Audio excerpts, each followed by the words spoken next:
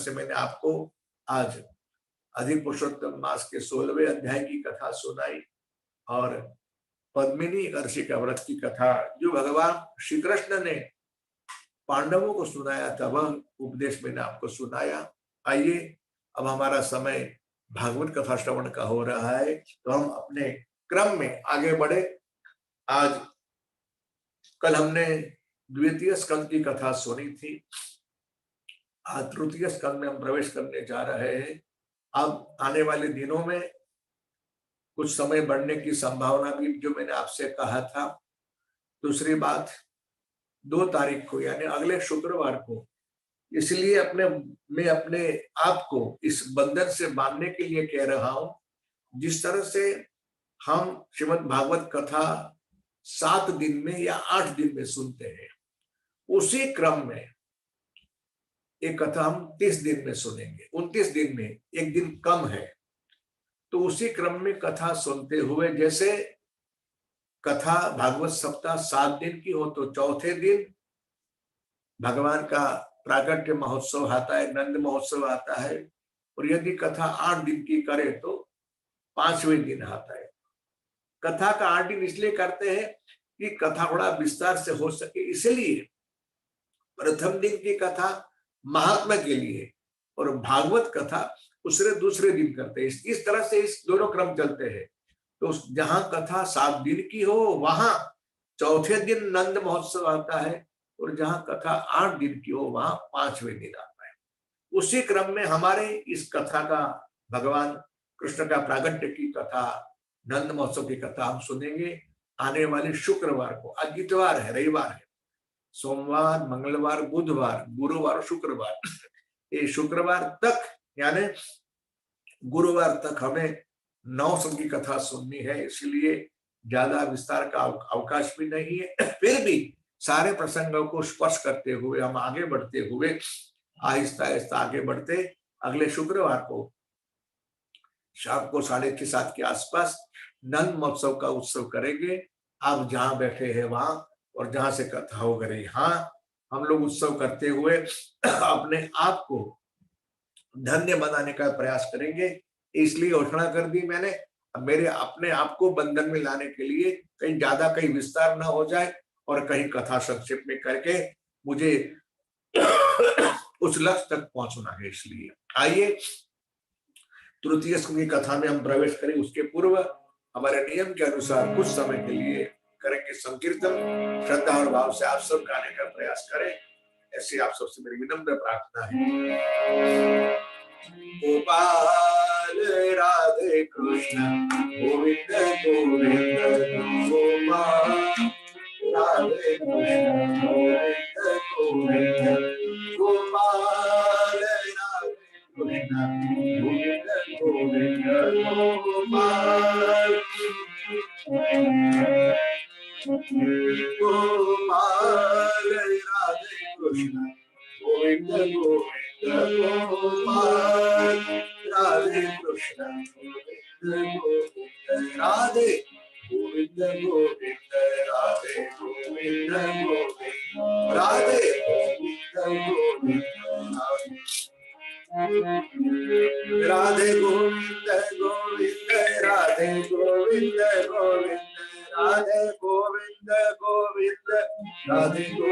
गोविंद राधे गोविंद गोविंद राधे गोविंद गोविंद राधे गोविंद गोविंद राधे गोविंद गोविंद राधे गोविंद गोविंद राधे गोविंद गोविंद राधे गोविंद गोविंद राधे गोविंद गोविंद राधे गोविंद राधे गोविंद गोविंद राधे गोविंद गोविंद राधे गोविंद राधे गोविंद राधे गोविंद गोविंद राधे गोविंद गोविंद राधे गोविंद राधे गोविंद गोविंद राधे गोविंद गोविंद राधे गोविंद गोविंद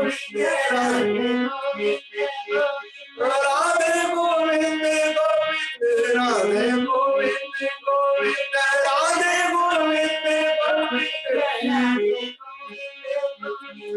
राधे गोविंद गोविंद राधे गोविंद गोविंद राधे गोविंद गोविंद राधे गोविंद राधे गोविंद गोविंद राधे गोविंद गोविंद राधे गोविंद गोविंद राधे राधे गोविंद गोविंद राधे गोविंद गोविंद राधे गोविंद गोविंद राधे राधे गोविंद गोविंद राधे राधे गोविंद गोविंद राधे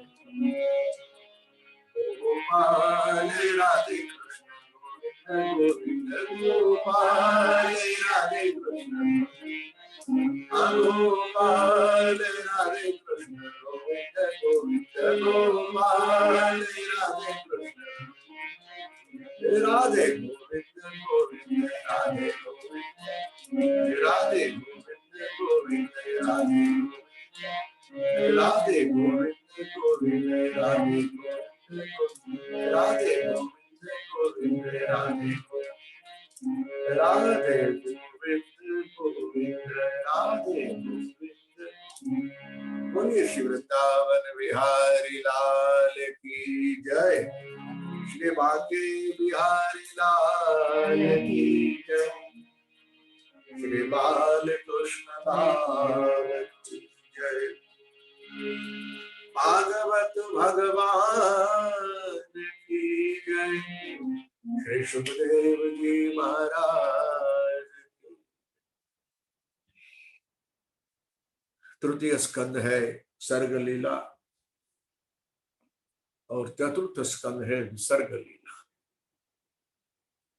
इन दोनों स्कंद की कथा भगवान मैत्रेय ऋषि और विदुर जी के बीच का संवाद है। सुखदेव जी ने कहा कि राजन, इन दोनों महात्माओं का संवाद मैं आपको सुनाता हूं। सर्ग का अर्थ होता है सृजन, सर्जन जिसे कहते हैं, और विसर्ग का अर्थ होता है विशिष्ट सर्जन। यानी सरल सार्थ करे तो परमात्मा के द्वारा जो सृजन हुआ उसे कहते हैं सर्ग लीला, और परमात्मा के द्वारा जिसका सृजन हुआ है उसके द्वारा जो सृजन की क्रिया आगे बढ़े उसे कहते हैं विशिष्ट यानी विसर्ग लीला। दोनों स्कंद में यो समझ लीजिए पूरा भागवत आ जाता है। एक ऐसी सुंदर बात, विलक्षण बात। हम लोग सुनेंगे 12 स्कंद की कथा संक्षेप में, किंतु विदुर जी महाराज ने 2 स्कंद की कथा सुनी और मुक्त हो गए। इसलिए भागवत में प्रत्येक स्कंद में भागवत है, ऐसी मेरी मान्यता है। प्रत्येक स्कंद में नहीं, प्रत्येक अध्याय में। मैं तो ये समझता हूं भागवत पूरे अध्याय के यानी भागवत जी के प्रत्येक श्लोक में भागवत है। वरना ये लोग ऐसा लिखते नहीं कि श्लोक, आधा श्लोक पढ़ो या पूरा श्लोक पढ़ो या श्लोक का एक पद पढ़ो तो भी आपको फल मिलता है, क्योंकि संदेश जो है वो सूत्रात्मक है। और एक बात आपने सुनी, वह बात सुनने के पश्चात आपको श्रवण की तृप्ति भी हो सकती है, और एक बात सुनने के पश्चात आपकी जिज्ञासा प्रबल भी हो सकती है। इसलिए ज्यादा सुनने के लिए आप उत्सुक हो सकते हो और कथा सुन सकते। हमारे पुराणों की शैली बड़ी विलक्षण है। भगवान सुखदेव जी महाराज आरंभ में कहते हैं कि राजन, श्री शुक उवाच एवमेतत् पुरा पृष्टो मैत्रेयो भगवान किल शत्रावनौ प्रविष्टेन त्यक्त्वा स्वगृह मृद्धिमत् यद्वा अयं मंत्रकृद्वो भगवान् अखिलेश्वर पौरवेन्द्र गृहं हित्वा प्रविवेशात्म सात्कृतम्। राजन, ये उन दिनों की कथा है जिस दिन भगवान श्री कृष्ण द्वारकाधीश वासुदेव परमात्मा श्री कृष्ण हस्तिनापुर पांडवों के शांतिदूत बन के आए थे। क्या कृपा है प्रभु, क्या हमारे प्रभु की भक्त वत्सलता है। जब ये तय हुआ ना कि भगवान वासुदेव पांडवों के दूत बनकर चर्चा के लिए हस्तिनापुर जाएंगे, तो उनके जाने के समाचार से ही सारे विश्व के लोग के बुद्धि में प्रश्न उठा कि क्या वासुदेव श्री कृष्ण जानते नहीं है कि मूर्खों को समाज समझाना इतना सरल नहीं है। वे क्या उसकी बात मानने वाले हैं, धृतराष्ट्र और दुर्योधन। अब जब हर एक बुद्धिमान व्यक्ति ये समझ सकता है कि वो लोग नहीं मानने वाले हैं, तो क्या मेरे प्रभु अंतर्यामी ये बात नहीं जानते थे?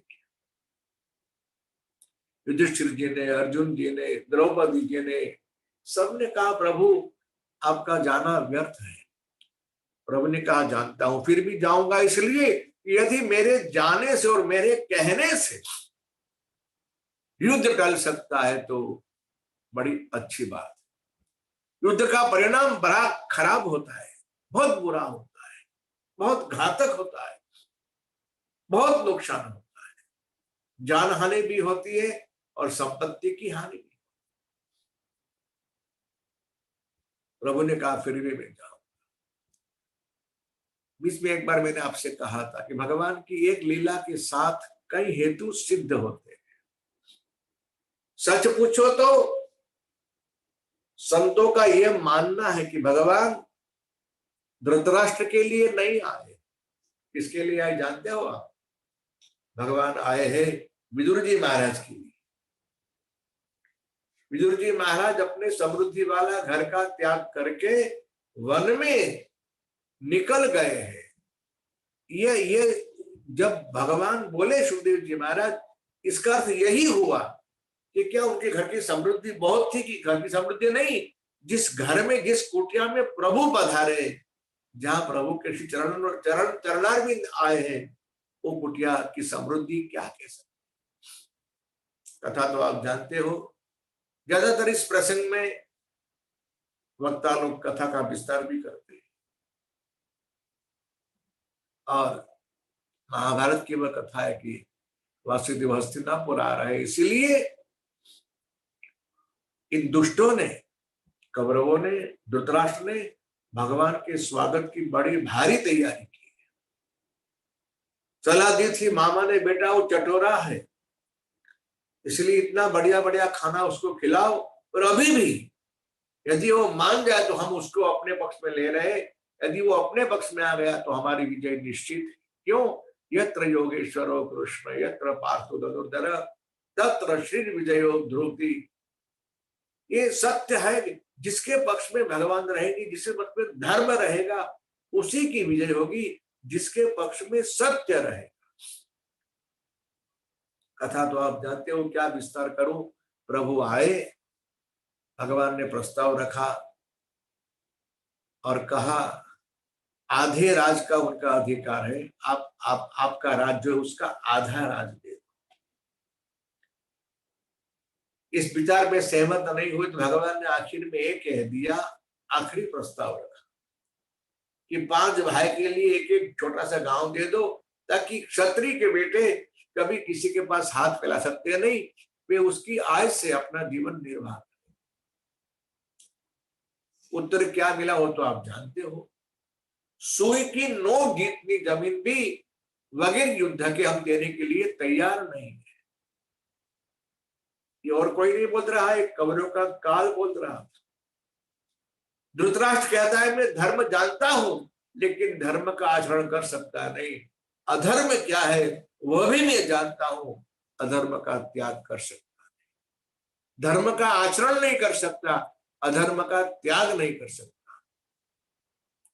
क्या लगता है ये उसकी वाणी है कि हमारी वाणी है? कई बार कुछ बातें हम जानते भी हैं, कुछ सत्य का हमें साक्षात्कार हुआ होता है, हमारी विवेक बुद्धि हमें कहती है कि ये सत्य है और क्या असत्य है, क्या धर्म है क्या अधर्म है।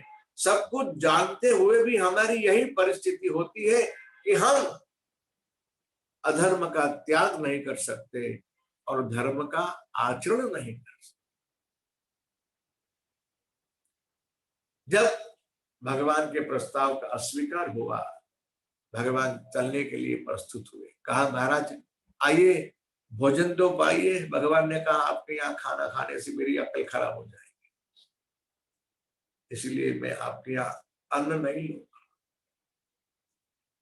बड़ी सोच में पड़े, उनके भोजन के लिए, निवास के लिए कितनी तैयारियां कितने दिनों से हो रही थी। प्रभु ने कह दिया मेरे प्रस्ताव का आपने स्वीकार किया, आपके प्रस्ताव का मैं अस्वीकार किया।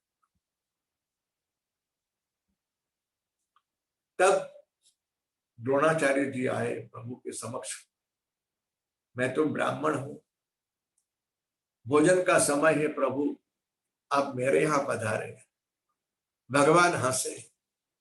प्रभु ने कहा घर आपका सही है लेकिन आपके घर में जो धन है ना ये अधर्मी का ही है, इस पापी का ही है, और ये अन्न मैंने आपके यहाँ पाया तो महाराज मेरी दृष्टि भ्रष्ट हो। अब निरुत्तर हो गए द्रोणाचार्य जी, और उसके बगल में खड़े हुए थे भगवान भीष्म पितामह, वे भी निरुत्तर हो गए क्योंकि अन्न तो उसके घर का ही। प्रभु आप भोजन कहाँ पाएंगे? प्रभु ने कहा चिंता मत करो, मुझे खिलाने वाले बहुत लोग। उपनिषद में कहा है भगवान को भूख लगती नहीं, लेकिन यदि भक्त को भगवान को खिलाने की इच्छा हो तो भगवान प्रसाद देते हैं, भगवान भोग लगाते। कथा का विस्तार नहीं कर रहा हूं मैं, संक्षेप में भगवान वहां से निकल गए और कहाँ आए? विदुर जी के यहाँ आए। वो कथा ऐसी, विदुर जी महाराज जब पांडवों के साथ छल कपट हुआ और 12 वर्ष के लिए उन्हें जंगल में भिजवा दिया, तब से विदुर जी ने हस्तिनापुर का त्याग करके गंगा जी के तट के ऊपर आकर वहां बसे थे। दोनों पति पत्नी सुलभा जी और वही विदुर जी दोनों वहां रहकर गृहस्थाश्रम का त्याग नहीं किया, अपनी ड्यूटी का त्याग, अपनी फर्ज का त्याग नहीं। सारा दिन भगवान का भजन करते हैं इस विश्वास के ऊपर, इस आशा के ऊपर कि एक बार प्रभु हमारे यहाँ आएंगे। कितनी बढ़िया बात, कितना सुंदर लक्ष्य बनाया कि प्रभु हमारे यहाँ आए, भगवान के चरण हमारे घर पे आए, कितनी बड़ी बात।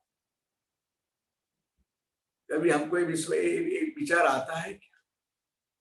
और भगवान को जो भक्त प्रेम से बुलाता है उसके यहाँ मेरे प्रभु जाते ही है। 12 वर्ष की साधना विदुर जी महाराज की संपन्न हुई। अब कहीं भी किसी भी एक स्थान में रहकर 12 वर्ष का अनुष्ठान करो, 12 वर्ष भजन करो, 12 वर्ष के पश्चात आपको उस साधन में सिद्धि प्राप्त होगी। चाहे जप करो, ध्यान करो, पूजा करो, कीर्तन करो, कुछ भी करो। शास्त्र का विचार है 12 वर्ष तक दोनों पति पत्नी ने जब कड़ी भूख लगी तब मात्र भाजी पाते। सुदास जी महाराज लिखते हैं ना, दुर्योधन को मेवा त्यागो, साग विदुर घर खाई रे,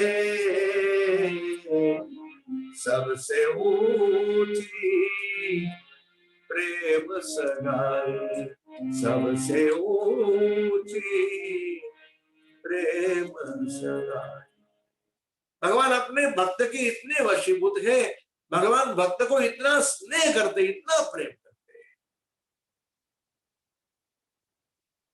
हमारे भारतवर्ष के एक महान संत, बड़े अच्छे कथावाचक रहे अपने समय के, बहुत पुरानी बात नहीं है, करीब करीब 70-80 साल हुए होंगे, 90 साल भी हुए होंगे, याद नहीं मेरे को।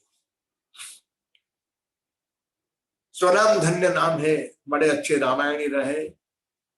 उनका नाम है श्री बिंदु जी महाराज। उनकी एक दो पंक्तियां मैं आपको सुनाता हूँ। उन्होंने बड़ी अच्छी बात कही। न जाने कौन से गुण पर दया निधि रीझ जाने, न जाने कौन से गुण पर दया निधि रीझ जाने, यही सब ग्रंथ कहते हैं, यही सब वेद गाते हैं, यही सब ग्रंथ कहते हैं, यही सब वेद गाते हैं।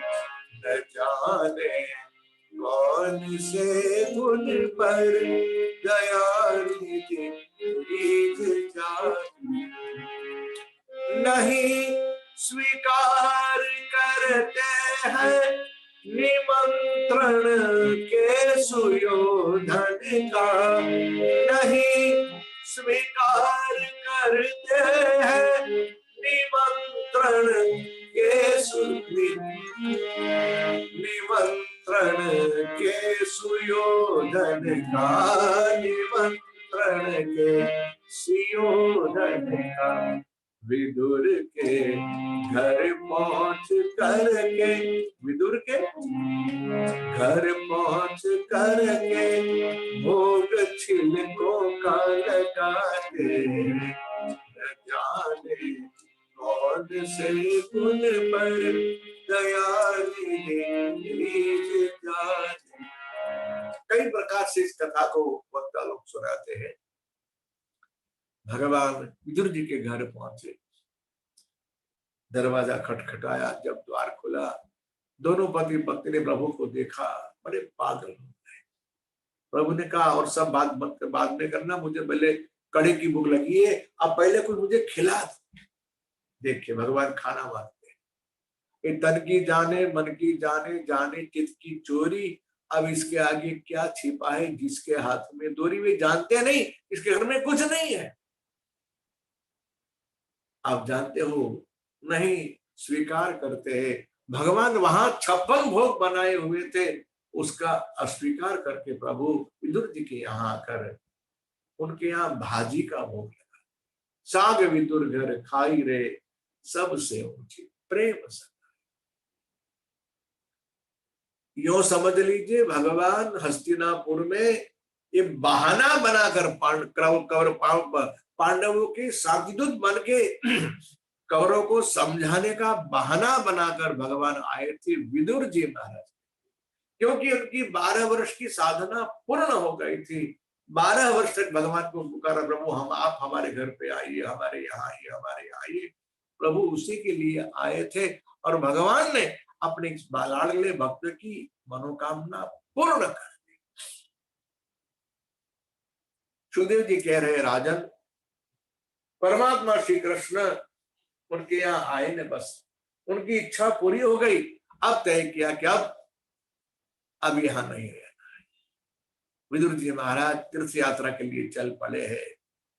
कथा तो ऐसी है कि जब धृतराष्ट्र ने एकांत में बुलाकर विदुर जी से पूछा कि अब क्या किया जाए, तब विदुर जी महाराज ने उन्हें जो उपदेश दिया वो विदुर नीति के नाम से आज भी प्रसिद्ध है। किसी चापलूसी करने वाले व्यक्ति ने दुर्योधन से कहा कि आपके पिता को विदुर जी महाराज आपके विरुद्ध सलाह दे रहे थे। ये सुनते ही उस दुष्ट ने विदुर जी महाराज का भरी सभा में अपमान किया। देखिए संत महात्माओं को मान अपमान की पड़ी नहीं होती। और क्या कहा जानते हो? उस दुष्ट ने कहा, है कोई यहां हाजिर? ये हमारे चाचा को यहां से निकाल दो, जो खाते हैं रहते हैं हमारे साथ में और अच्छा चाहते हैं हमारे शत्रु। विदुर जी ने कहा, बेटा ऐसा मत कर, तू मुझे क्या निकाल देगा, मैं ही तेरा त्याग करके जा रहा। मेरे द्वारकाधीश तेरे मुख से कह रहे हैं कि अब एक कौरव के साथ रहना उचित नहीं है। और भी याद रखिए, ध्यान रखिए, बिल्कुल जब तक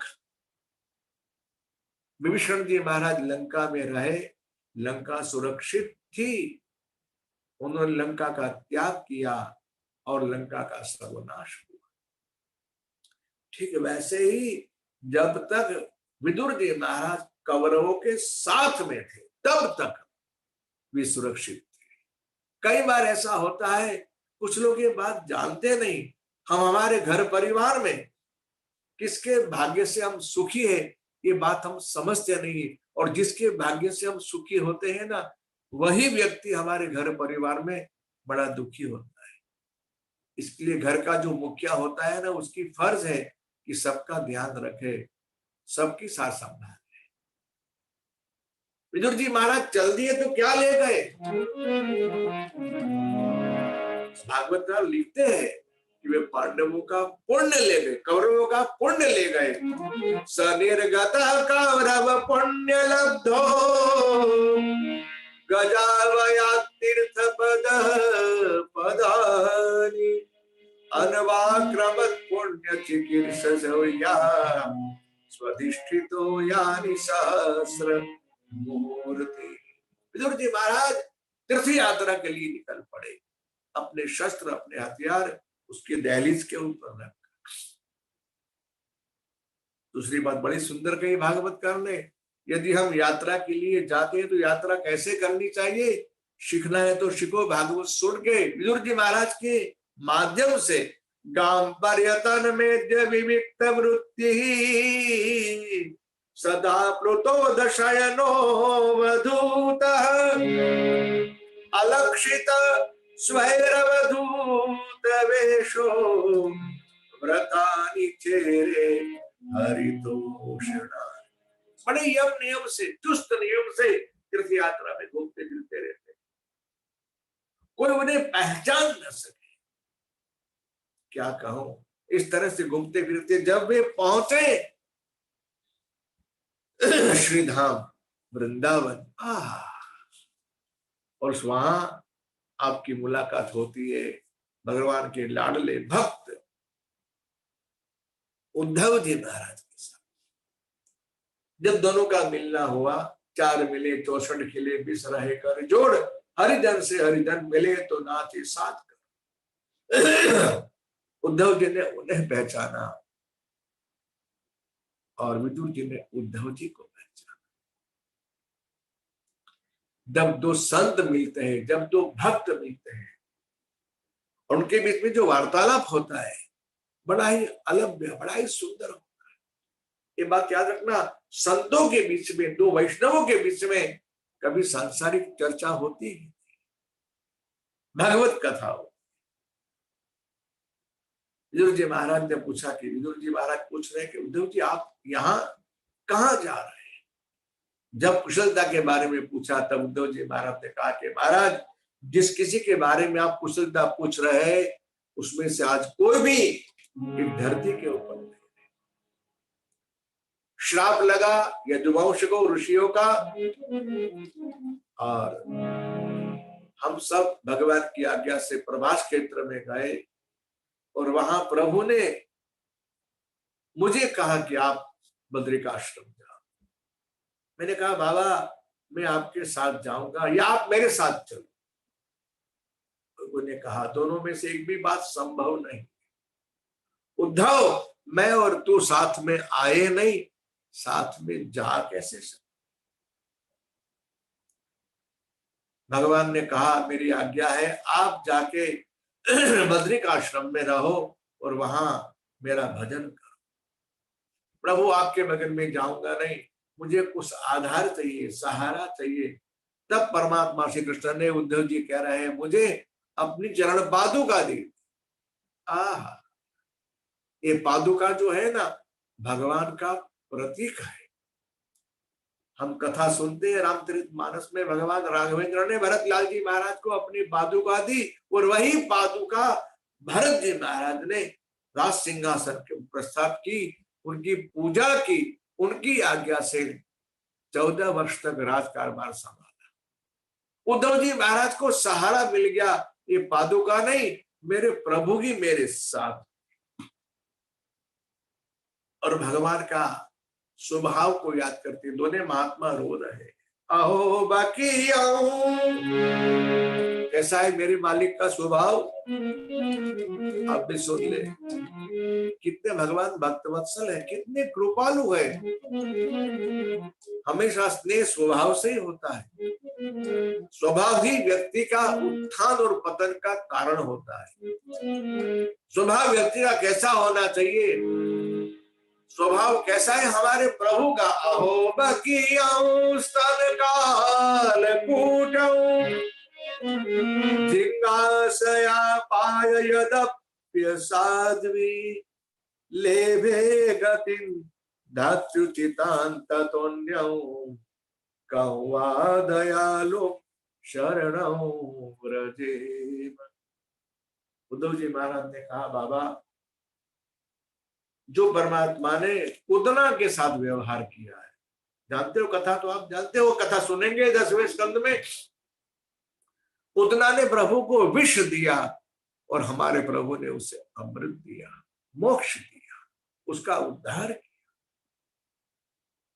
भगवान की बहुत सारी चर्चा कथा हुई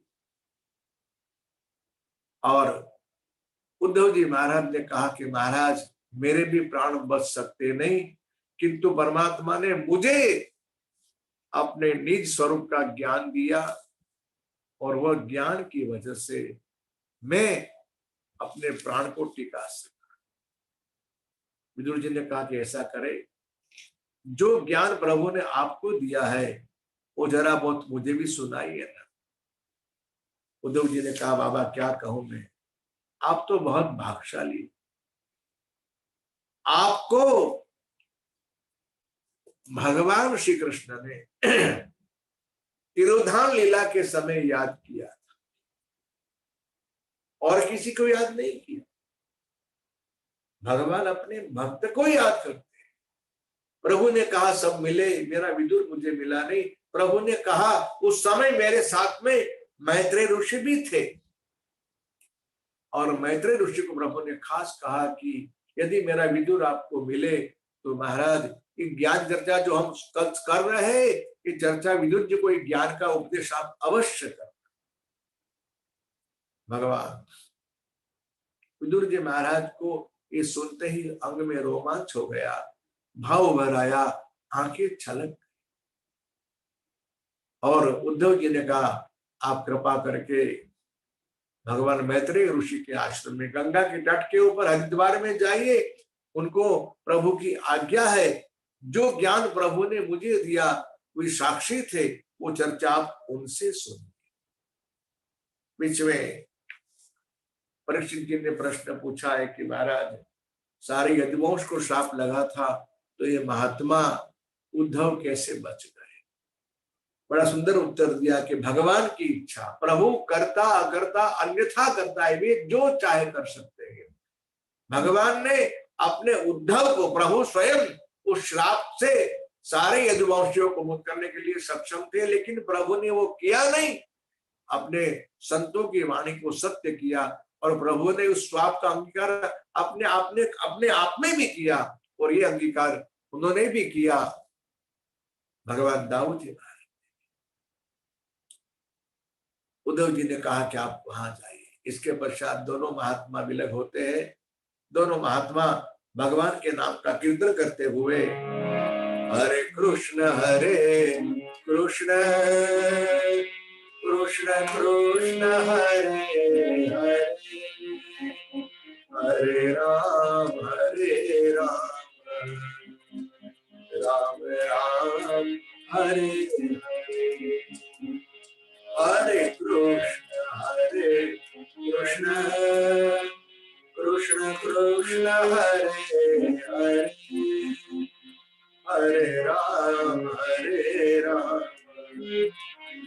राम राम हरे हरे। आप सब गाइए, हरे कृष्ण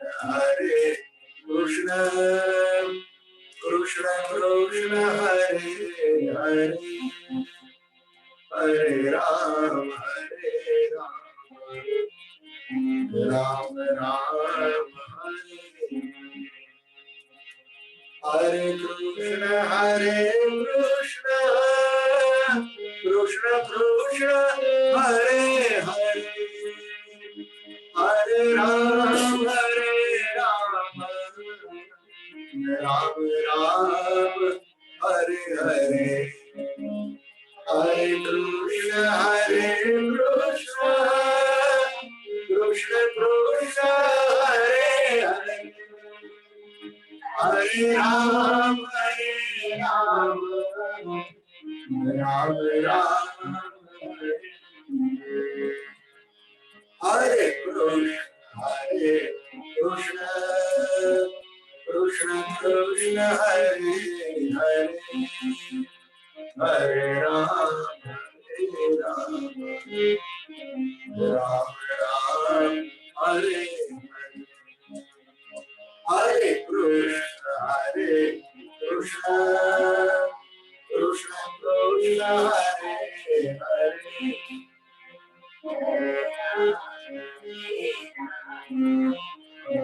राम राम हरे,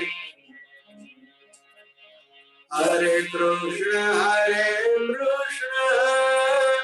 कृष्ण कृष्ण हरे हरे, हरे राम राम राम हरे हरे, हरे कृष्ण कृष्ण कृष्ण हरे हरे, हरे राम राम हरे, हरे कृष्ण कृष्ण कृष्ण हरे हरे, हरे राम राम राम हरे हरे, हरे कृष्ण कृष्ण कृष्ण हरे हरे, हरे राम राम राम हरे हरे, हरे कृष्ण कृष्ण कृष्ण हरे हरे, हरे राम राम हरे हरे, हरे कृष्ण कृष्ण कृष्ण हरे हरे, हरे राम राम राम हरे। बोलिए श्री द्वारिकाधीश की जय। अब भगवान विदुर जी महाराज मैत्रेय ऋषि के आश्रम में आते हैं, गंगा के तट के ऊपर हरिद्वार क्षेत्र। दोनों महात्माओं का मधुर मिलन होता है। विदुर जी महाराज ने मैत्रेय ऋषि को दंडवत किया और कहा, महाराज आप कृपा करें। मैत्रेय ने कहा, महाराज मैं आपको जानता हूं, आप तो साक्षात यमराज के अवतार और मांडव्य ऋषि के श्राप से आपको ये जन्म लेना पड़ा। मैं आपकी क्या सेवा कर सकता? अरे महाराज सेवा क्या करेंगे, बस मुझे परमात्मा की कथा सुननी है। संतों को भक्तों को भगवत कथा के सिवा और कुछ भी जचता नहीं, मन कहीं लगता ही नहीं। जो कथा प्रेमी होते, जो सत्संगी होते हैं, उनका मन सत्संग की बातों के सिवा व्यवहार की बातों में मन जाता ही नहीं। वे दूसरों की बात सुनते ही नहीं। ये उनकी भक्ति निष्ठा है ये उनकी भगवत निष्ठा है, ये उनकी कथा निष्ठा है। विदुर जी महाराज ने जो प्रश्न पूछे है बड़ा विस्तार वाला प्रसंग है, मैं समाज में आपसे चर्चा कर रहा हूं। विदुर उवाच सुखाय कर्माणि करोति लोको नताय सुखम मान्य दुबारमौवा विद्येत भूयस्तत एव दुःखं यदत्र युक्तं भगवान् वदेन्नः करोति कर्माणि कृतावतारो यानि आत्मतन्त्रो भगवांस्त्रधीशः यथा सर्जाग्रहितं निरीह संस्थाप्य वृत्तिं जगतो विदत्ते। बहुत सुंदर प्रश्न है, हमारे लिए काम का प्रश्न है और जानते भी हम सब। उन्होंने क्या पूछा कि भगवान मनुष्य सुखी होने के लिए दिन भर सुबह से लेकर शाम तक, या यो भी कहे जन्म भर, जन्म से लेकर मृत्यु पर्यंत वो जो कुछ करता रहता है सुखी होने के लिए या सुख पाने के लिए करता है। सत्य है कि नहीं विचार? किंतु उसे सुख मिलता नहीं। ऐसा क्यों होता है? भगवत कथा के माध्यम से मुझे आप एक कथा सुनाइए। श्रीमद् भागवत के तृतीय स्कंध में 2 विभाग है, पूर्वार्ध और उत्तरार्ध। पूर्वार्ध में पूर्व मीमांसा की चर्चा है, उत्तरार्ध में उत्तर मीमांसा की चर्चा है। दूसरे शब्द में कहूं तो पूर्वार्ध में संयमित दाम्पत्य असंयमित दाम्पत्य की कथा है और उत्तरार्ध में संयमित दाम्पत्य की कथा है। पूर्वार्ध में असुरों के जन्म की कथा है और उत्तरार्ध में भगवान कपिल के प्राकट्य की कथा है। समय के अनुरूप संक्षेप में सब चर्चा करते हुए आगे बढ़ते हैं। विदुर जी के प्रश्नों का उत्तर देते हुए भगवान मैत्र ऋषि ने कहा कि महाराज, आपके सारे प्रश्नों का उत्तर मैं श्रीमद् भागवत के माध्यम से देता हूं। जो भागवत कथा भगवान संकर्षण ने सनकादि ऋषियों को पाताल लोक में सुनाई, और वही कथा जो सनत कुमारों ने सुनी भगवान संकर्षण के मुख से, भगवान शेष के मुख से, वही कथा सांख्यान को, पराशर जी को, पुलस्त्य मुनि के माध्यम से मुझे कथा सुनने को मिली। जो कथा हमने कल सुनी थी सृष्टि के सृजन के संदर्भ में, पुनः एक बार यहाँ उसका उल्लेख होता है। भगवान क्यों एक में से अनेक हुए।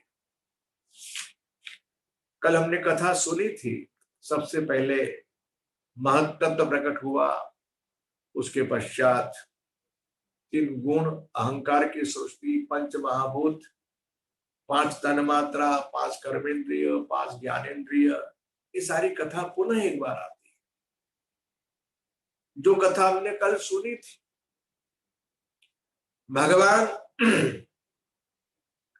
ब्रह्मा जी का प्राकट्य हुआ भगवान आदि नारायण की नाभि में से, और उन्होंने जब वह शब्द अक्षर सुना और वर्णमाला का 16 बार 21वां उन्होंने तब किया, और भगवान की आज्ञा पाकर उन्होंने सृष्टि का सृजन किया।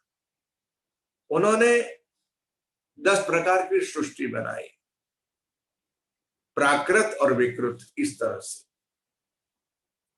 इसलिए पहली सृष्टि जो है वो महत तत्व की है, दूसरी सृष्टि जो है अहंकार की है, तीसरी सृष्टि जो है वह इंद्रियों की है,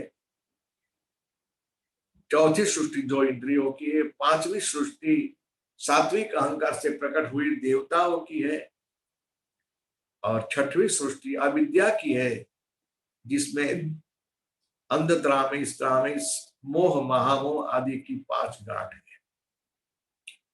वैकृत सृष्टि में आता है पशु पक्षियों की सृष्टि, वनस्पति वृक्षों की आदि की सृष्टि। इस प्रकार से 9वीं सृष्टि जो मनुष्य की है उसकी चर्चा आती है।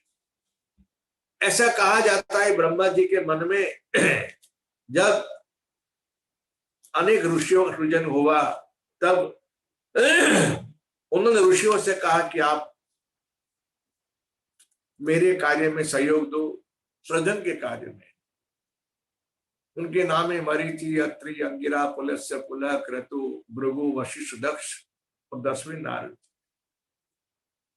ये महात्माओं ने संसार के अंदर प्रवेश करने के ना कही तो उनको थोड़ा क्रोध भी आया। भृगुटी के मध्य में से भगवान रुद्र का प्रागट्य हुआ, ये भी कथा भागवत जी की है। और उनको आज्ञा दी तो उन्होंने जो सृष्टि बनाई, भूत प्रेत पिशाच आदि की, ब्रह्मा जी को संतुष्टि थी।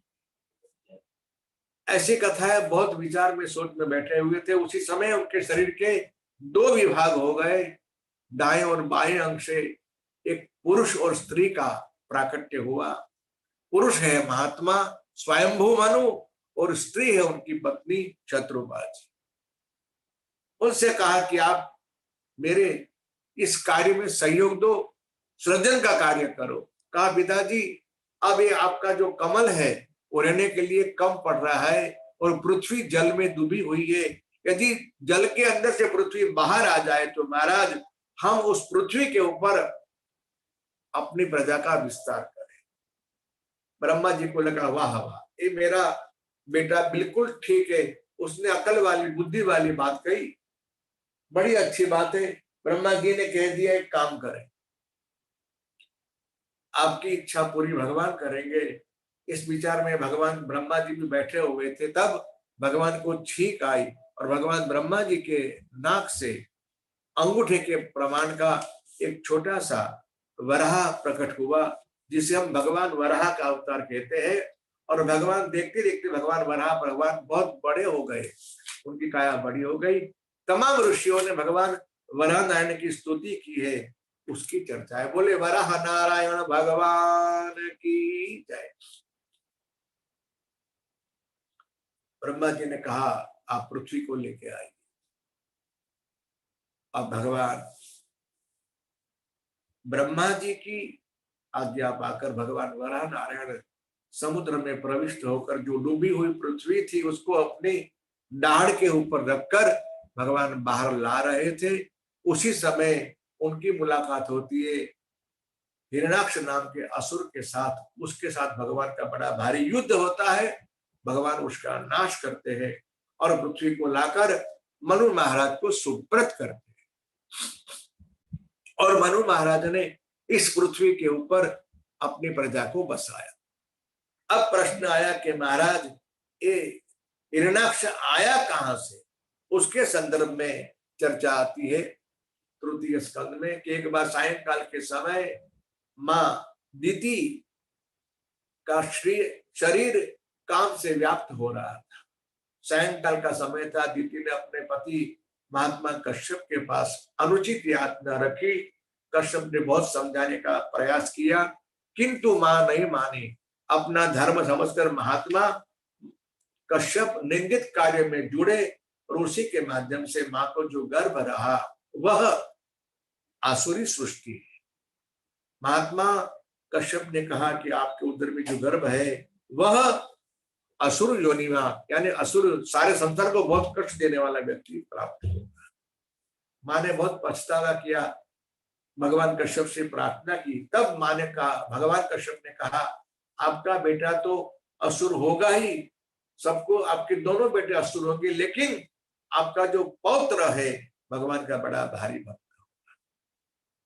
संसार को कम कष्ट मिले इसलिए मां दीति ने उस गर्भ को, भागवत जी में ऐसा लिखा है, 100 वर्ष तक अपने उदर में गर्भ को रखा, और उसकी वजह से सारे ब्रह्मांड में बड़ा कष्ट हुआ। देवता लोग जाके ब्रह्मा जी से प्रार्थना करते, महाराज ये क्या हो रहा है?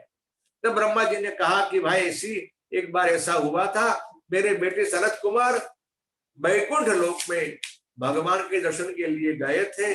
उस समय जय विजय नाम के भगवान के जो द्वारपाल थे उन्होंने उनको रोका, रुष्ट होकर, क्रोधित होकर भगवान सनत कुमार ने उनको श्राप दे दिया कि आपके अंदर जिस वजह से आपको यहाँ रखा है वो भावना आपके अंदर रही नहीं, और आप हमारा अपमान करते हैं, आप में अभिमान आ गया है, जा धरती के ऊपर जाके अब असुर योनि में जन्म लेना। इस तरह से भगवान सनत कुमारों ने भगवान श्री हरि के दोनों द्वारपाल को श्राप दिया है, और ये श्राप प्राप्त करके दोनों भगवान के चरणों में गिरे, महाराज क्षमा करे, हमारे अपराध को माफ करे।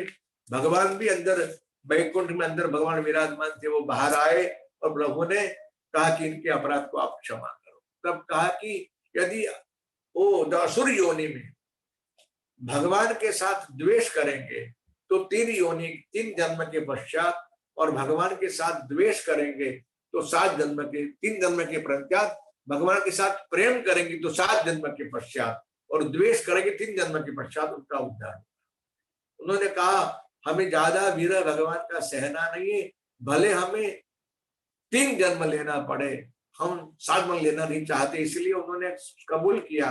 उनके 3 जन्म जो हुए वो हिरण्याक्ष, हिरण्यकश्यप, दूसरा जन्म हुआ रावण कुंभकर्ण, तीसरा जन्म हुआ उनका शिशुपाल और दंतवक्र।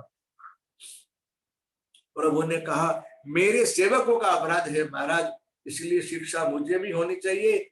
इनके उद्धार के लिए उनके 3 जन्म होंगे तो मैं 4 जन्म। इसलिए भगवान श्री हरि ने अपने इस द्वारपाल के उद्धार के लिए, या यो कहो सनत कुमार के श्राप के वशीभूत होकर भगवान ने हिरण्याक्ष का उद्धार करने के लिए भगवान ने वराह रूप में अवतार लिया। हिरण्यकश्यप के लिए भगवान नृसिंह बन के आते हैं, और रावण कुंभकर्ण के लिए भगवान का रामावतार हुआ। कृष्णा अवतार में भगवान श्री हरि ने उन दोनों का उद्धार किया, शिशुपाल और दंतवक्र का। इस तरह से भगवान श्री हरि ने शाप के निवारण की योजना बनाई। अब वही हिरण्याक्ष का भगवान वराह के द्वारा विनाश होता है, और भगवान ने पृथ्वी को प्रस्थापित कर दी। अब मनु महाराज अपने इस भगवान से प्राप्त हुई पृथ्वी के ऊपर अपनी प्रजा का विस्तार करता है। अब आरंभ होता है तीसरे स्कंद का उत्तरार्ध का, जिसमें महाराज कर्दम ऋषि और उनकी पत्नी का वर्णन आता है, और उनके दाम्पत्य में भगवान कपिल का प्रागट्य होता है। आइए अब वो कथा सुनते हैं। भगवान ब्रह्मा जी ने अपने ऋषि कर्दम को ये कहा कि जैसे मेरी इच्छा पूरी करने के लिए मेरी आज्ञा के अनुसार आप भी सृजन के कार्य में लग जाओ। ब्रह्मा जी की सबको यही आज्ञा थी, जो मैं कर रहा हूं वो करो, सृष्टि का विस्तार करो। भगवान कर्दम ऋषि ने पिताजी की आज्ञा पाते ही और कुछ न करके भगवान का भजन करने का नियम लिया। देखिए कैसी अच्छी बात। उनका निवास स्थान गुजरात में, उत्तर गुजरात में, जहां बिंदु सरोवर है, जिसे हम सिद्धपुर क्षेत्र कहते हैं, वहां उनका निवास स्थान था, ऐसा कहा जाता है।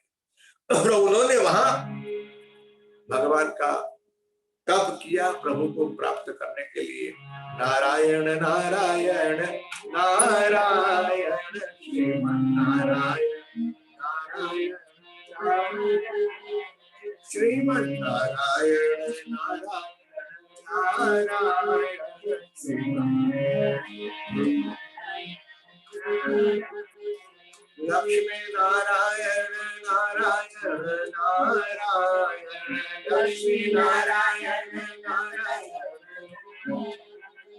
सत्य नारायण नारायण नारायण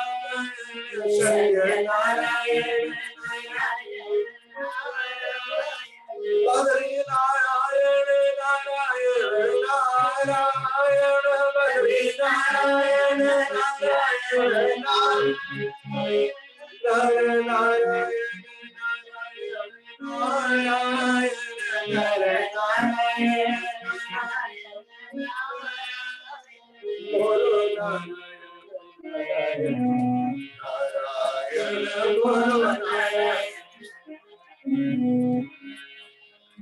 श्रीमन्नारायण नारायण नारायण श्रीमन्नारायण नारायण लक्ष्मी नारायण नारायण नारायण नारायण नारायण सत्य नारायण नारायण नारायण सत्य नारायण नारायण सत्य नारायण नारायण नारायण सत्य नारायण नारायण श्रीमन्नारायण नारायण नारायण श्रीमन्नारायण लक्ष्मी नारायण भगवान। ऐसी कथा है। आपका तप हुआ 10,000 वर्ष तक का। तब भगवान उनके समक्ष प्रकट हुए। प्रभु ने कहा आपकी जो इच्छा हो मांगो। भगवान कर्दम ऋषि ने पहले तो उनकी स्तुति की है। जुष्टम्बताद्याखिल सत्वराशैः सांसिध्यमक्षणोस्तव दर्शनान्नः यद्दर्शनं जन्मभिरीड्य सद्भिः आशासते योगिनो रूढयोगः तथा स चाहं परिवोढुकामः समानशीलां गृहमेधुधेनुं उपेयवान् मूलमशेषमूलम् दुराशय काम क्या कहूं महाराज, मुझे तो इस संसार में फंसने की इच्छा नहीं है। मेरे पिता की आज्ञा है, इसलिए मैं आपसे मांग रहा हूं जो आपसे नहीं मांगना चाहिए, फिर भी आपसे मांग रहा हूं महाराज। मुझे गृहस्थाश्रम में प्रवेश करना है तो मेरे स्वभाव के अनुरूप मुझे भगवत भजन में सहायक हो ऐसी शीलवती कन्या से मुझे विवाह करना है, और इसीलिए मैं आपकी शरण में आया हूं। कितनी सुंदर बात कह दी। भगवान से मांगा तो अपनी पत्नी को, स्त्री को मांगा, और विवाह के लिए, और वो भी कैसी चाहिए मेरे विचार में, जिसका विचार मिलता हो, मुझे मोक्ष के मार्ग में जो सहयोग दे। भगवान से याचना की। भगवान तो बड़े प्रसन्न है। प्रभु ने कहा कि आज से तीसरे दिन आपके पास महात्मा स्वयं मनु अपने कन्या को लेके आएंगे। मैंने आपके लिए कन्या देख रखी है, बस आप उनसे पाणी ग्रहण करना। और मैं भी, देखिए भगवान की ओर से बोनस है, सहांश कलया त्वद्वीर्येण महामुने तव क्षेत्रे देवहूत्यां प्रणेष्ये तत्व संहिता। पिछले कुछ समय से तत्व संहिता का अविनाश हुआ है, यानी लुप्त प्राय हो गई। मैं उसके प्रचार प्रसार के लिए आपका बेटा बन के आप दोनों के यहाँ आऊंगा और सांख्य का प्रचार प्रसार करूंगा। ऐसी कथा है। भगवान ने अपने इस भक्त को जब देखा तब भगवान की आंखों से अश्रुबिंदु स्रवित हो गए, और वहां उसी बिंदु के माध्यम से जो सरोवर बना, जिसे हम बिंदु सरोवर कहते हैं। आज भी ये स्थान स्थित है गुजरात में, और कई लोग जाके अपनी माता जी का श्राद्ध वहां करते हैं।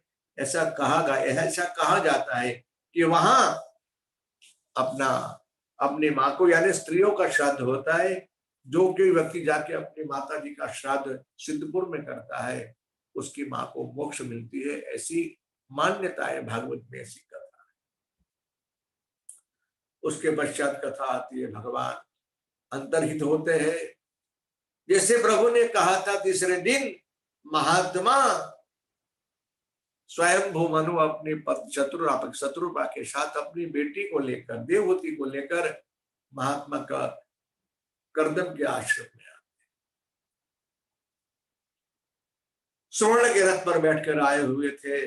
महाराज कर्दम ऋषि ने उनका स्वागत किया और कर्दम ऋषि के पास भगवान स्वयंभू मनु ने प्रस्ताव रखा कि मेरी बेटी ने नारद जी महाराज के मुख से आपकी प्रशंसा सुनी है, तो महाराज उसे आपसे ब्याह करने की इच्छा है। मेरी भी इच्छा है, मेरी कन्या का दान आपको करूं, यदि आप हाँ कहे। कर्दम ने कहा, हाँ मेरी भी इच्छा है, मुझे अपने पिता की आज्ञा का पालन करना है, इसीलिए मैं भी ब्याह करना चाहता हूं, किंतु मेरी एक शर्त है। क्या शर्त है? एक पुत्र होने के पश्चात मुझे संन्यास लेना है। गृहस्थाश्रम में प्रवेश तो करना है, लेकिन भोग के लिए नहीं, भगवान के लिए। कितनी अच्छी बात है। गृहस्थाश्रम में रहकर जो भगवान का भजन करते हैं उन्हें भी भगवान की प्राप्ति होती है। और हमने यहाँ कहा जाता है कि गृहस्थाश्रम धन्य है। ज्यादातर जितने हमारे यहाँ भक्त हुए वे सब भक्त लोग गृहस्थाश्रम में रहकर ही भगवान का भजन करते थे। गृहस्थाश्रम भगवान के भजन में बाधक नहीं है, यदि हमें भजन करने में पूर्ण निष्ठा हो तो। जैसे प्रस्ताव रखा कि एक बेटा होने के पश्चात में संन्यास लूंगा, तो माता पिता ने कन्या की ओर देखा। देखिए, ये युग की कथा नहीं, वो युग की कथा है, सतयुग की कथा है। ये युग की कथा होती तो माता पिता अलग कमरे में जाते, वार्तालाप करते, सलाह देते, ये सोचते वो सोचते। वहां सबके सामने ही। और बातें करने की एक पद्धति ये भी आप जानते हो, जिह्वा से बात करना अलग बात है, कुछ बातें ऐसी भी होती है जो आंखों से हो सकती। माता पिता ने अपनी कन्या की ओर देखा तो माँ देवहूति की आंख में जो उत्तर मिला उन्हें, वे समझ गए। उसने कहा, पिताजी, माँ, मैं भी ऐसे पति को चाहती हूं कि जो खुद भवसागर से पार हो और मुझे भी भवसागर से पार करे। कितना सुंदर विचार है। इस युग में संभव है क्या? असंभव नहीं है, मैं ये नहीं कह सकता। हमारे परिचय में ऐसे व्यक्ति नहीं, इस बात अलग है, लेकिन हमारे परिचय में तो कुसंग की इतनी भारी असर है कि हम इसके बारे में कुछ सोच भी सकते नहीं। लेकिन इस संसार में सब कुछ है। आज भी ऐसे गुप्त महात्मा धरातल पे है। इसीलिए कहते हैं कि बहुरत्ना वसुंधरा, इस धरती के ऊपर कई सारे रत्न ऐसे जो स्वार्थ से मुक्त है, परमार्थ के लिए जीवन जी रहे। पुत्री का उत्तर समझकर दोनों पति पत्नी बहुत प्रसन्न हुए। अपनी कन्या का दान करके महात्मा स्वयंभू मनु और मां शत्रुबाजी वहां से विदा होती है। ये राजकन्या है, राजमहल में रहने वाली कन्या है। अब वो आश्रम में आई। राजमहल की जीवन शैली अलग है और आश्रम की जीवन शैली अलग। विवाह भोग के लिए नहीं, विवाह सुख के लिए नहीं, विवाह भगवान के लिए किया है।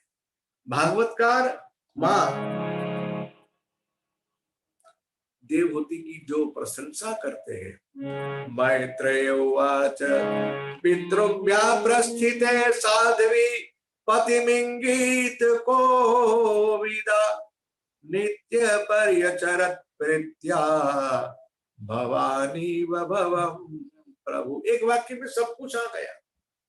मां देवहूति महात्मा कर्दम की सेवा कैसे करती है? जैसे भगवान शिव की सेवा मां पार्वती करती। और संसार में भगवान शिव पार्वती का जो दाम्पत्य है वह सर्वोपरि। भगवान शिव गृहस्थ होते हुए भी विरक्त है, विरक्त होते हुए भी गृहस्थ है। और जिसे सेवा करना है ना, उसमें कौन से गुण होने चाहिए ये भी आप सुन लीजिए। विश्रम्भणेनात्म शौचेन गौरवेण दमेन च शुश्रूषया सौहृदेन वाचा मधुरया च विसृज्य कामं दम्भं च द्वेषं लोभमघं मदं अप्रमत्तोद्यता नित्यं ते जीवान समतोषे। इतनी विनम्र होकर सेवा करती है, इसके कोई मान सम्मान की अपेक्षा नहीं। जो सेवा करने वाला व्यक्ति होता है वो निराभिमानी होना बहुत आवश्यक। विसृज्य कामम, कोई कामना नहीं, दंभ नहीं, द्वेष नहीं, लोभ नहीं, पाप नहीं। इस प्रकार से लंबे अर्थ तक सेवा हुई। एक बार महात्मा कर्दम ऋषि ने कहा कि देवी आपकी सेवा से मैं बड़ा संतुष्ट हुआ हूं। कर्दम उवाच तुष्टो महं तव मानवी मानदाया श्रुश्रूयया परमया परया च भक्त्या देहि नाम तैव सुरुत्स्व देहो नाभिक्षेति समुचित शपितुर्मदर पे। आपने मेरी इतनी सुंदर सेवा की, मैं आपको क्या कहूं। आप मांगो, जो मांगे मुझसे मैं आपके दूंगा। सुनिए क्या मांगा मां देवहूति कहती, महाराज मुझे आपकी पत्नी बनने का सौभाग्य मिला ना, इसमें सब कुछ मिल गया है, मुझे और कुछ अपेक्षा नहीं। लेकिन हाँ एक बात है महाराज, वह क्या कि इस जीवन में स्त्री तभी वो अपनी जीवन की पूर्णता समझती है जब वो स्त्री फलवती होती है, पुत्र की प्राप्ति होती है। यदि आप उचित समझे तो इस दासी की सेवा का स्वीकार करें। भगवान कर्दम ऋषि ने उस समय आज्ञा दी और दोनों पति पत्नी ने बिंदु सरोवर में स्नान किया। ध्यान देने योग्य बात है, भोग के लिए शरीर भी तो स्वस्थ होना आवश्यक है। महाराज के तपोबल से दोनों पति पत्नी साक्षात कामदेव रति के समान हुए हैं।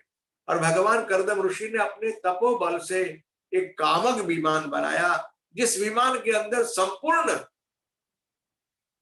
सामग्री ऐसी है जो भोग विलास के लिए आवश्यक हो। उस विमान में महाराज विराजमान होकर सारे ब्रह्मांड की परिक्रमा करते हैं। और कई वर्षों तक महात्मा कर्दम ऋषि ने अपनी पत्नी के साथ अनेक प्रकार के भोग भोगे हैं। ऐसी कथा। और ऐसा वर्णन है भागवत जी में कि महाराज कर्दम और मां देवहूति के दाम्पत्य में एक के बाद एक इस तरह से 9 कन्याओं का जन्म हुआ है। कितनी कन्या हुई महाराज कर्दम ऋषि को? 9 कन्या। देखिए संतों का चिंतन क्या है, यो समझ लीजिए 9 कन्या नहीं, 9 नवधा भक्ति उनके जीवन में आई और उस भक्ति के परिणाम स्वरूप भगवान कपिल का प्राकट्य हुआ है। बड़ा सुंदर चिंतन हमारे महात्माओं ने किया। ऐसी कथा एक बार महात्मा कर्दम ने कहा कि देवी मैंने आपसे कहा था कि मैं संन्यास लूं, अब वो समय आ गया है, मैं संन्यास लेने के लिए प्रस्तुत हूं। कहा महाराज मैं आपसे ना नहीं कह सकती, लेकिन इतना सोचे 9 कन्या जो हमारे जीवन में है उसका ब्याह करने के लिए, उसके पति ढूंढने के लिए मैं अकेली स्त्री कहाँ जाऊंगी, कैसे ढूंढूंगी। मेरी ऐसी प्रार्थना है कि इन कन्याओं का विवाह करके जाइए। और महाराज आप भूल कैसे गए, आपने ही तो कहा था एक बेटा होने के पश्चात संन्यास लूंगा। बेटा तो अभी तक हुआ नहीं, और आपने सत्संग में मुझे कई बार कहा कि प्रभु ने मुझे कहा है कि मैं आऊंगा। प्रभु कहाँ आए, याद कराया और दोनों पति पत्नी ने संयम से अपने जीवन में प्रभु के प्राकट्य के लिए, भगवान को बुलाने के लिए गोविंद जय जय गोपाल जय जय गोविंद जय जय गोपाल। मैंने कल आपसे कहा था थोड़ा समय अतिक्रमण होगा, आज कुछ समय बढ़ने की संभावना है।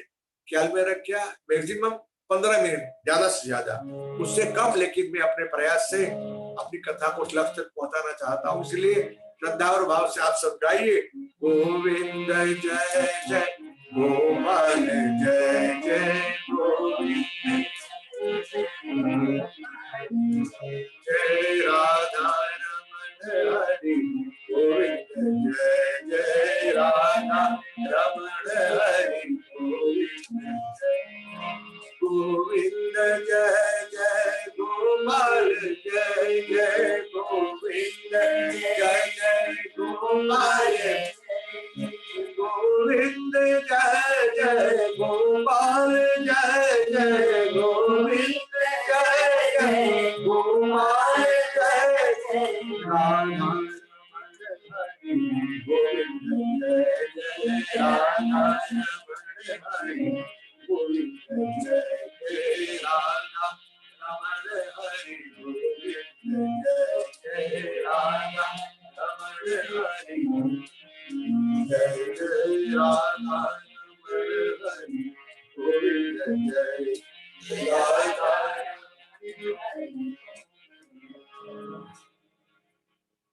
श्री द्वारिकाधीश की जय।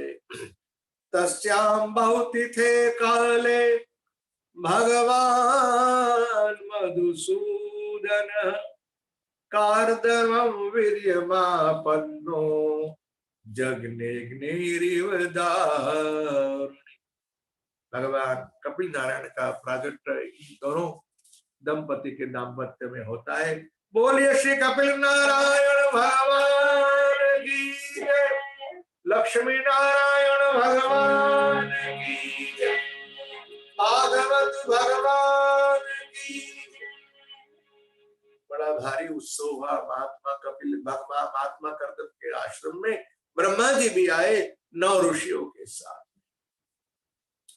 और तब ब्रह्मा जी से महात्मा कर्दम ने कहा, महाराज मेरे यहाँ भगवत कृपा के प्रसाद रूप 9 कन्याएं आई है, मुझे इनके ब्याह की चिंता है, कोई लायक वर हो तो दिखा देना। भगवान ब्रह्मा जी ने कहा, दिखा देना क्या, मैं 9 वर को अपने साथ में ही लेके आया। उनके साथ 9 ऋषि थे, उन 9 ऋषि का ब्याह इस कन्याओं के साथ हुआ। मरीचये कलां प्रादां मनसूयामथात्रये श्रद्धा मंगिरसयच्छत् उलत्याय हविर्भू। भगवान कला नाम की कन्या का ब्याह करते हैं मरीचि ऋषि के साथ, अनसुया जी का ब्याह हुआ अत्रि ऋषि के साथ, श्रद्धा का ब्याह हुआ है अंगिरा ऋषि के साथ, हविर्भू नाम की जो कन्या थी उसका ब्याह हुआ पुलस्त्य के साथ। इसके अलावा भृगु जी के साथ ख्याति को, वशिष्ठ जी के साथ अरुंधति को, और अथर्व ऋषि के साथ शांति का ब्याह करके एक साथ 9 कन्या का ब्याह एक मंडप में बड़ी सादगी से करके 9 कन्याओं का दान करके महात्मा कर्दम ऋषि अपनी जिम्मेवारी से मुक्त हो गए और अपनी कन्याओं को विदा किया। ऐसा करते हैं, कहते हैं कि इस प्रकार अपनी कन्या को विदा करने के पश्चात भगवान कर्दम ऋषि भगवान कपिल के पास आकर कहते हैं कि अब मेरी इच्छा है कि मैं संन्यास लूं, मुझे आपकी मां की चिंता है। प्रभु ने कहा आप जाइए, मां की चिंता आप मत करिए, जब तक मां का उद्धार नहीं होगा मैं इस आश्रम का त्याग करूंगा नहीं। भगवान कर्दम गए वन में, उन्होंने अपना उद्धार किया, प्रभु का भजन करने के पश्चात वो परम पद को प्राप्त हो गए। अब कथा आती है भगवान कर्दम के जाने के पश्चात मां देवहूति जब तक प्रभु से कुछ पूछे नहीं तब तक भगवान उसे ज्ञान देते नहीं। ये बात बड़े काम की है। अधिकार के सिवा उपदेश देना, सलाह देना, ज्ञान देना वृथा है। भगवान कपिल भी उसी आश्रम में रहते हैं और मां भी वही आश्रम, किंतु जब तक जिज्ञासा ना हो, पितरी प्रस्थितेरण्यम मातु प्रिय चिकीर्षया सस्मिन बिंदु सरे वासित भगवान कपिल किल। एक बार की कथा है, मां देवहूति को मन में हुआ कि अरे मैं कैसी मूर्ख हूं, इतने वर्ष तक मेरे पति तो अपने उद्धार के लिए गए और अभी भी मेरी मोह माया छूटती नहीं। मुझे अब अपने उद्धार के लिए, जब प्रभु खुद मेरे पुत्र बेटे के रूप में आए हैं, तो मुझे अपने उद्धार का उपाय भगवान से पूछना चाहिए। ये सोचकर मां देवहूति ने अपने मन में वैराग्य धारण करके भगवान कपिल नारायण की शरणागति ली है। भगवान कपिल से प्रार्थना करती है, मां तंत्वागता हम शरणम शरण्यो स्वभृत्य संसार तरो कुठारम जिज्ञासयाहम प्रकृते पुरुषस्य नमामि सद्धर्म विदाम वरिष्ठम। मां ने कहा, प्रभु अब मैं बहुत थक चुकी हूं, विषयों के विष को पीकर अब आप ऐसी कृपा करें, मुझे उद्धार का मार्ग बताइए। अब भगवान कपिल नारायण मां से चर्चा करते हैं। 9 अध्याय में जो चर्चा आती है, इसे कपिल गीता कहते हैं। उसने विस्तार का तो हमारे पास कहां अवकाश है, लेकिन इस कपिल गीता का जो मूल सार है, कुछ समय के लिए 5-7 मिनट में उस सार को मैं आपको सुनाकर तृतीय की कथा को पूर्ण करके आज के सत्र को हम विराम देंगे। बड़े संक्षिप्त में कह रहा हूं, किंतु आप उस मूल बात को सुनने का, समझने का प्रयास अवश्य करें। भगवान कपिल नारायण कहते कि मां, पहली बात तो ये है, योग आध्यात्मिक पुंसाम मतो निश्रेयसाय में अत्यंतो परतिर्यत्र दुःखस्य च सुखस्य च। मां, तेरा मन जो है वो सबसे बड़ी साधन है भगवान का भजन करने के लिए। इसलिए अध्यात्म योग का आश्रय करके अपने मन को भगवान के साथ जोड़। देखिए कितनी सही बात कही भगवान कपिल नारायण ने कि मां चेतक खलस्य बंधाय मुक्तये चात्मनो मतम गुणेषु शक्तम बंधाय रतम वा मुक्ति मुक्त रतम वा पुंसी मुक्त है। हमारे मन की सारे वृत्तियों का विषयों की ओर वह बहना, यानी हमारा मन यदि विषयों की ओर जाता है तो उसे आसक्ति कहते हैं, और यदि हमारा मन भगवान की ओर गया तो उसे भक्ति कहते हैं। इसलिए मां, तू अपने मन को संतों के संग में रख, सत्संग में रख। तेरा मन सत्संग में रहा तो मां तेरा उद्धार अवश्य है। तू अपने आप से, अपने मन से बात कर, मन को समझा। और सही बात है कि नहीं, हम सब अपने मन को समझा। हम लोग सबसे बात करते, लेकिन हम कभी समय निकालकर अपने आप से, यानी अपने मन से बात नहीं करते। ये प्रश्न अपने मन से पूछना चाहिए। मन यानी मास्टर की है, एक प्रमुख चाबी है। एक चाबी होती है, एक कार्य करती है 2। चाबी से ताला बंद भी होता है और चाबी से ताला खुलता भी है। यदि हमारा मन भगवान की ओर लग गया तो हमारा मन भक्ति करेगा, हमारा उद्धार करेगा, हमें मोक्ष प्रदान करेगा। और यदि हमारा मन संसार की ओर रहा तो हमारा नरकवास, यानी हमारी अधोगति निश्चित। इसलिए एक छोटे से भजन के माध्यम से हम अपने मन से वार्तालाप करें। मन तू काहे करे मेरा मेरा मन तू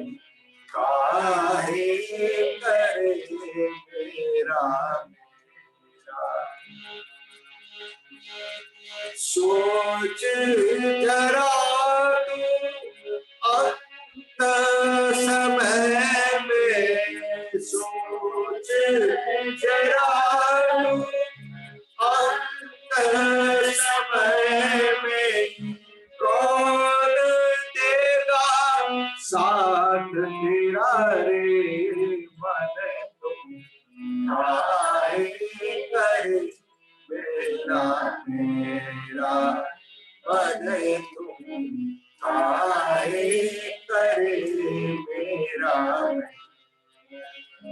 आना अकेला जाना अकेला, कौन है साथी तेरा। आना अकेला जाना अकेला, कौन है साथी तेरा। सत्य साथी राम है तेरे, सत्य साथी राम है तेरे, देवल के नाम का तेरा रे मन, तुम आए करे मेरा मेरा मन, आए करे। कितनी सही बात कही। तन भी तेरे यानी शरीर भी, तन भी तेरे संग न जाए, और कौन है तेरा।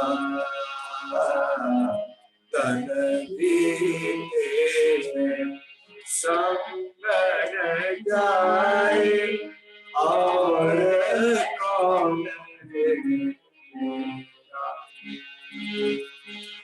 खाली आना खाली जाना, खाली आना खाली जाना, काहे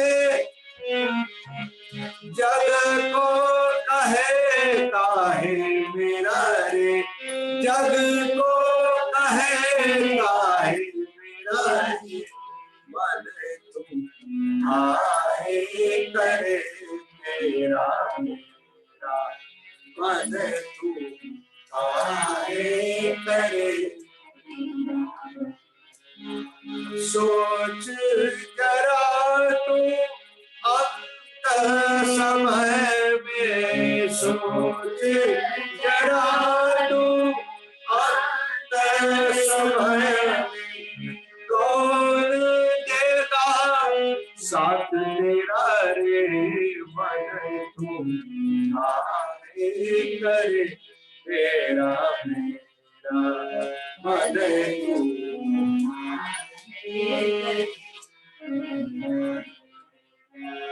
जाग जा प्यारे देख जगत में, कौन है सही में तेरा। जाग जा प्यारे देख जगत में, कौन सही में तेरा। हरि दर्शन की आश लगा दे, हरि दर्शन की आश, तो मिट जाए जन्म का मेरा रे मन, तुम आए करे मेरा मेरा मन, तुम आए करे मेरा मन, तुम आए करे। भगवान कपिल नारायण ने माँ को सबीज सांख्य शास्त्र का उपदेश। सांख्य का अर्थ होता है संख्या। जो हमने कथा सुनी 24 तत्व जो है प्रकृति से जो जड़ तत्व है वह वृथा है। इसीलिए जो 25वां आत्म तत्व है, जो परमात्मा का अंश है, उसके साथ मिलने से, जोड़ने से अपना उद्धार होता है। इसीलिए आत्म तत्व की उपलब्धि प्राप्ति ही मां सही में संसार का सत्य है। और इसे तो प्राप्त करने का प्रयास कर भगवान कपिल नारायण ने मां को ध्यान योग की विधि समझाई, सुनाई। और मां भगवान कपिल के माध्यम से जो कथा हमने द्वितीय स्कंद में सुनी है ना, जो प्रादेश मात्रम पुरुषम वसंतम, अपने आप में गीता संगीत श्वास बन की संग बन के भगवान का ध्यान करने से अपना चित्त शुद्ध होता है। इस तरह से मां को भगवान कपिल नारायण ने उस ध्यान की विधि सिखाई और मां उसी प्रकार से भगवान कपिल की दी हुई आज्ञा से, शिक्षा से अपने आप को मां जितासन बनी, जितश्वास बनी, जित संग बनी, जितेंद्रिय बनी और माने उस सिद्धि को प्राप्त किया। तद विरासित पुण्यतमं त्रैलोक्य विश्रुतम नाम्ना सिद्ध पदम यत्र सा संसिद्धि। मां को सिद्धि की प्राप्ति हुई, इसलिए उस क्षेत्र को आज भी सिद्धपुर नाम से जाना जाता है। इस तरह से भगवान कपिल ने मां को सिद्धि प्राप्त करा के मां का कल्याण करके मां परम पद को प्राप्त हुई और परमात्मा वहां से पूर्व की ओर, जहां सागर और गंगा का मिलन होता है, तो उस क्षेत्र की ओर चल पड़े। इस तरह से भगवान सुखदेव जी महाराज ने इस कथा के अंत में हम सबको आशीर्वाद दिया। या इदं शृणोति यो विधत्ते कपिल मुनिर्मतमात्म योग गुह्यं भगवति कृतधि सुपर्ण केता उपलभेत भगवत पदारविंदम। जो ये कथा कहेगा, सुनेगा, सुनाएगा, उसे भगवत पदारविंद में भक्ति की प्राप्ति होगी।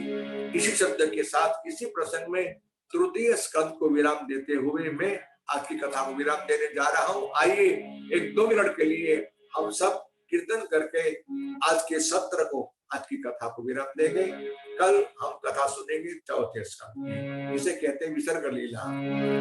श्रीमन नारायण नारायण नारायण, श्रीमन नारायण नारायण, श्रीमन नारायण नारायण नारायण, श्रीमन नारायण लक्ष्मी नारायण नारायण नारायण, लक्ष्मी नारायण नारायण नारायण, सत्य नारायण नारायण नारायण, सत्य नारायण नारायण नारायण, बद्री नारायण नारायण नारायण, बद्री नारायण नारायण नर नारायण नारायण नारायण, नर नारायण नारायण, बोलो नारायण नारायण नारायण, बोलो नारायण नारायण, श्रीमन नारायण नारायण नारायण, श्रीमन नारायण, श्रीमन नारायण नारायण, श्रीमन नारायण। सायेतमाचा मनसेन्द्रियर्वा बुद्ध्यात्मन्यावा प्रकृते स्वभावान् करोमि यद्यत् सकलं परस्मै नारायणाय समर्पयामि। श्री द्वारिकाधीश की जय, श्री गोवर्धन नाथ की जय, श्री बालकृष्ण लाल की जय, श्री पुरुषोत्तम भगवान की जय, श्री भागवत भगवान की जय, सद्गुरु भगवान की जय। ओम नमः पार्वती पतये हर हर महादेव। आप सभी को मेरे जय श्री कृष्ण, जय श्री राम, जय भगवान, राधे राधे। कल मिलेंगे शाम को 5 बजे पुनः सत्संग के लिए।